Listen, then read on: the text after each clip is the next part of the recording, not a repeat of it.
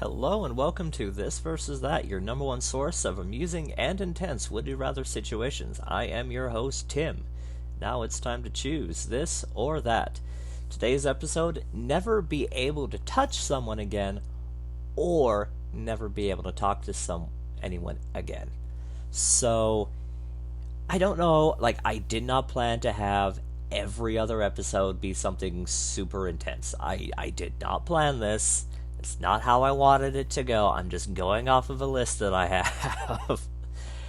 And this is another really tough one. And I think it's going to be really, really hard for me to fully commit to an answer, and I will probably go back and forth before the end of the episode. And I'm really excited to see what you guys pick at the end of the day. So let's start with our first option. Never be able to touch someone again. So a little bit about myself. While I am shy, I like hugs. I like physical touch. I think I spoke about this in episode 2, but some days there are just days where I just don't feel like I'm worth a whole lot. So that's when hugs mean a lot to me, because it is to me at least, it is a symbol of I acknowledge that you exist and I'm glad that you do.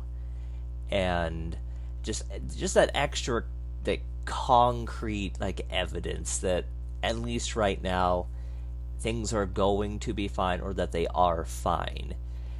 To me, that is really, really important. And I remember reading an article a few years ago where it was in order for our mental and emotional health to be better, we need, I think it was 6 hugs a day. And I thought that was interesting, because somebody took the time to do this research to figure out how important physical communication is with people. And I completely understand that there are people who don't like being touched. One of my guilty pleasures is I will listen to Dungeons and Dragons horror stories on YouTube. And I was hearing about this story about this girl who absolutely does not like to be touched. It sends her into a panic.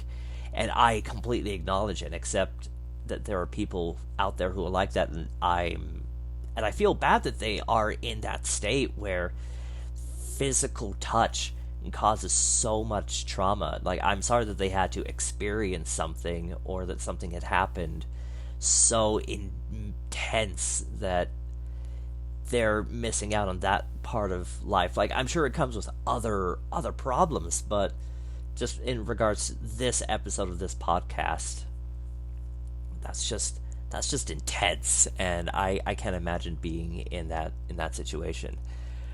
But I don't think I could. I think I will have a hard time justifying being able to pick the never being able to touch someone again, because it would feel weird.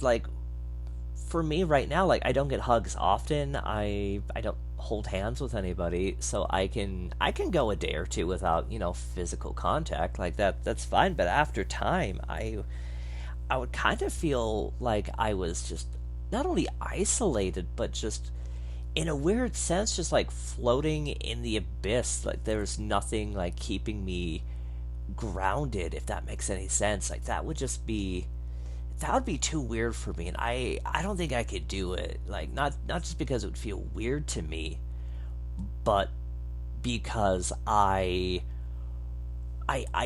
need physical touch. I need hugs most days. I am a hugger.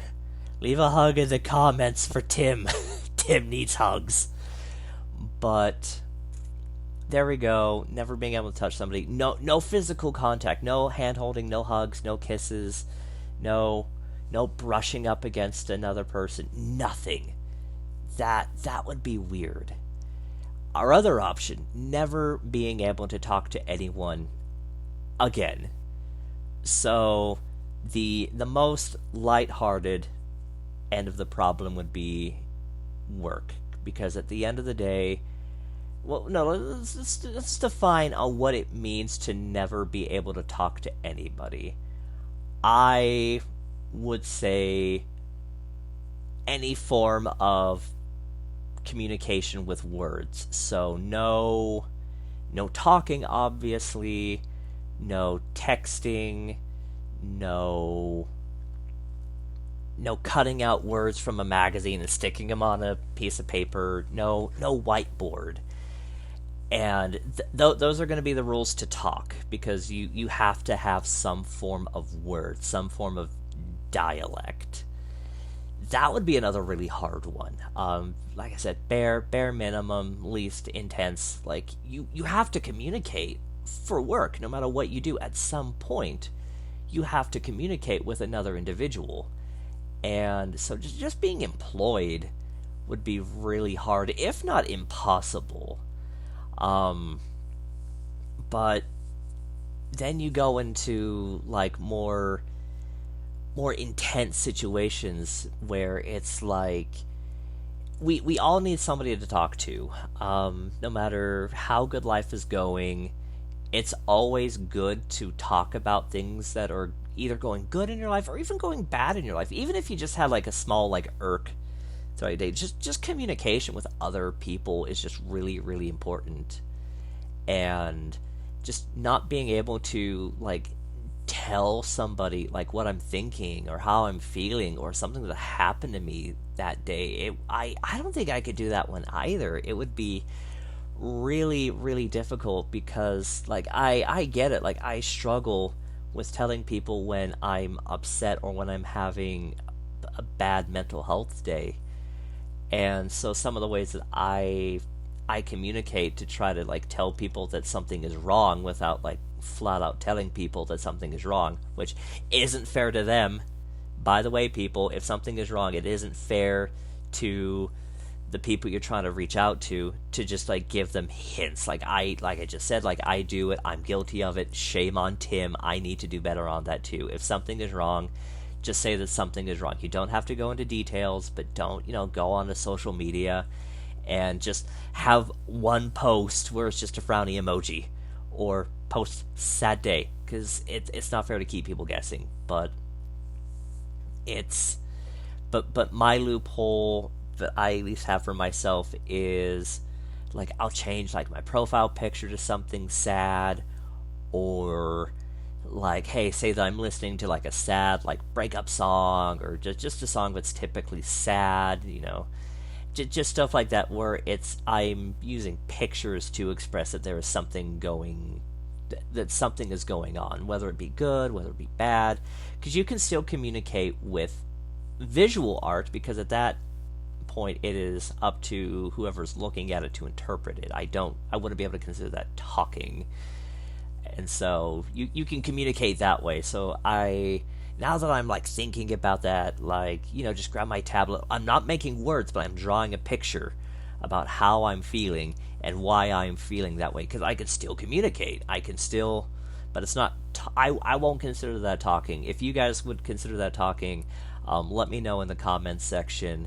But I think the lesser of the two evils would be never being able to talk to anyone again, because I need hugs, man. I need, like, I can still like communicate that I'm not good with those really tight hugs. Like we've all given those hugs, we've all received those hugs where it's you embrace that person and you squeeze extra tight, or they squeeze extra tight, and or they just know that you're not in a good space, like mentally. And I don't think I could give up the ability to like have physical contact. Yeah, I'm gonna have to go with never being able to talk to anybody again. If you guys choose the same, what are your reasons? If you guys chose not being able to touch somebody again, what are your reasons for that? What What rules do you have set? Leave your answers down in the comments section, and I will talk to you guys later. Bye bye.